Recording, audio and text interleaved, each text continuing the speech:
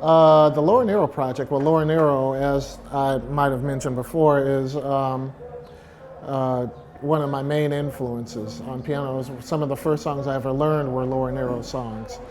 But more than that, you know, her music was like kind of a world into, the first 4 albums she did to me are like kind of one long extended opera, each song being like kind of an act in the opera. And the plot is basically New York stories, you know, errant men being chased after by their angry wives, you know, a dark alleyway in New York, you know,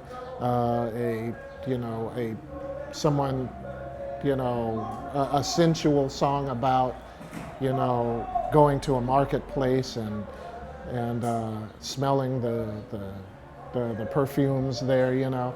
So I was transported into this world when I would listen to her music, and I was like, wow, I love this stuff. You know, so then it occurred to me years later, you know, I was doing an album where I was doing arrangements, and one of the arrangements, the producer commented that it sounded like kind of a Laura Nyro arrangement. And I said, man, wouldn't it be cool to do an album of music with, you know, of Laura Nyro, you know? So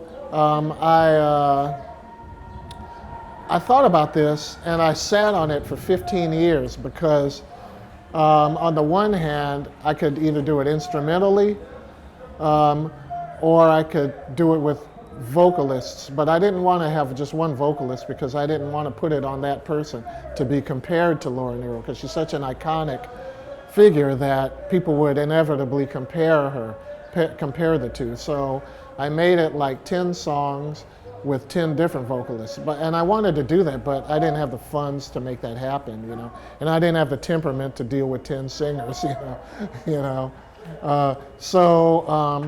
Years later, I called my agent, Miles Weinstein, who made a call to Chuck Mitchell. And Chuck just happened to, I think he really was passionate about doing a Laura Nyro thing, you know. And it was a great idea to him, you know. So now I had Sony Masterworks engine behind this. And then I got my friend from theory class, Larry Klein, to produce it, you know, who's now a big, you know, like #1 producer of singer-songwriters. And we pulled together our resources and got this amazing, you know, it was shocking to me, the people who signed on, from Renee Fleming to Yo-Yo Ma, to Wayne Shorter, to Dianne, to Alison Krauss, Jerry Douglas, Ricky Lee Jones, on and on, Becca Stevens, Shawn Colvin, Esperanza Spalding. It was crazy. Lisa Fischer, who's singing right now, you know.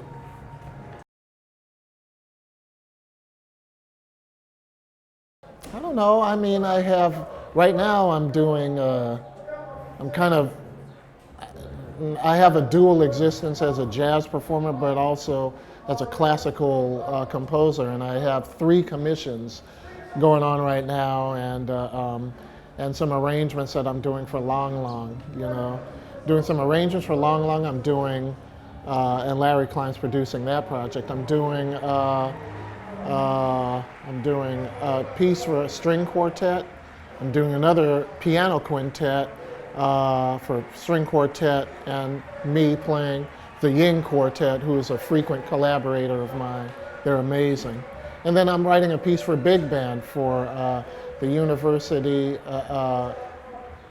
Michigan State University. Rodney Whitaker is the band director. So I'm constantly doing it.